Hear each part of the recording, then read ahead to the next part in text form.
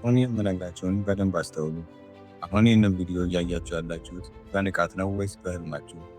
ቆይ ለመጨረሻ ጊዜ እንዴት እንቅልፍ እንደወሰዳችሁና አሁን ይህንን ድምፅ ወደ መስማት እንዴት እንደደረሳችሁ ትዝ ይላችኋል? ካላስታውሳችሁ ምናልባትም አሁኑኑ ንቃተ ህሊናችሁ በሌላ ሰው ታውሮ ሊሆን ይችላል።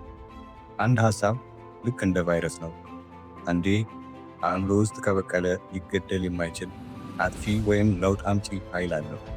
ዛሬ በፎከስ ዞን በእውነትና በህልም መካከል ያለውን ስስ መስመር እናያለን። እንኳን ወደ ክሪስቶፈር ኖላን የንቃተ ህሊና ላብራቶሪ በሰላም መጣችሁ። ታሪካችን የሚጀምረው በስደት ላይ ባለው የህልም መርከበኛ ዶን ኮብ ነው። ኮብ በሰዎች ህልም ውስጥ ገብቶ ምስጢራቸውን የሚሰርቅ ባለሙያ ቢሆንም በገዛ ህሊናው እስር ቤት ውስጥ የተቆለፈ ሰው ነው።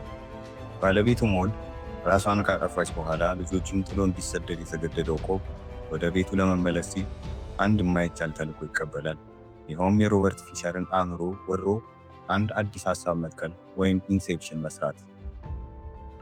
ይህ ጉዞ ግን ተራ የዝርፊያ ታሪክ አይደለም፣ በአራት ተደራራቢ የህልም ንብርብሮች ውስጥ የሚደረግ የነፍስ ፍለጋ እንጂ። ቡድኑ ወደ ፊሸር አእምሮ ጠልቀው በወረዱ ቁጥር ጊዜ እንደ ማስቲካ ሲለጠጥ እናያለን። በአንደኛው የህልም ደረጃ ላይ ደቂቃዎች ብቻ ሲያልፉ ወደ ታችኛው ንብርብር በወረድን ቁጥር ግን ሰዓታት፣ ቀናትና ዓመታት ይፈጃሉ። ኖላን እዚህ ጋር የሚነግረን ትልቁ ምስጢር ስለ ፊዚክስ ሳይሆን ስለ ጥፋተኝነት ስሜት ነው።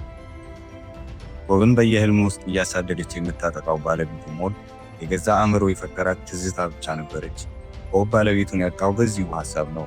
ይህ ዓለም የእውነት አይደለም የሚለውን ዘር አእምሯ ውስጥ ስለዘራባት እውነተኛውን ዓለም ህልም መሰላትና ለመንቃት ስትል ህይወቷን አጠፋች።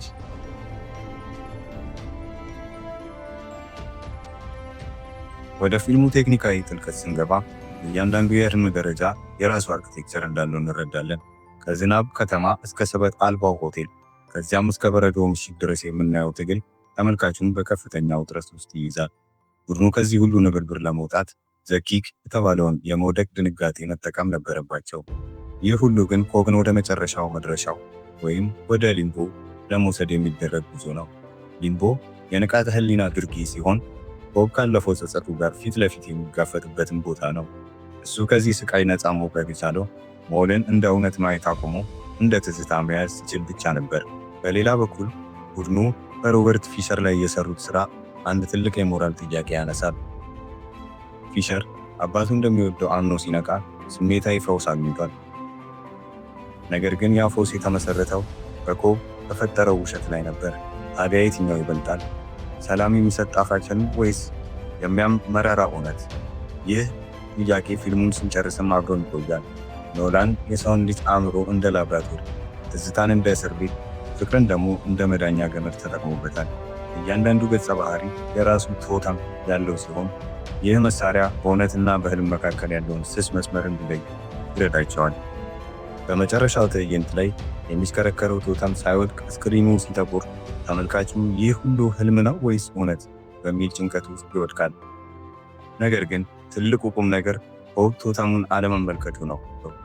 እሱ እውነታው ህልም ይሁን አይሁን ግድ የለውም። ለእሱ እውነታው ልጆቹን የሚያቅፍበት ስሜታዊ ቦታ ነው። እውነታው ተጨባጭ ሳይሆን እኛ ለመኖር የመረጥንበት ትርጉም መሆኑን ፊልሙ በሚያምር ሁኔታ ያስተምረናል። እውነተኛው ንቃት ከህልም መውጣት ሳይሆን ካለፈው ጸጸት ነፃ መውጣት መሆኑን።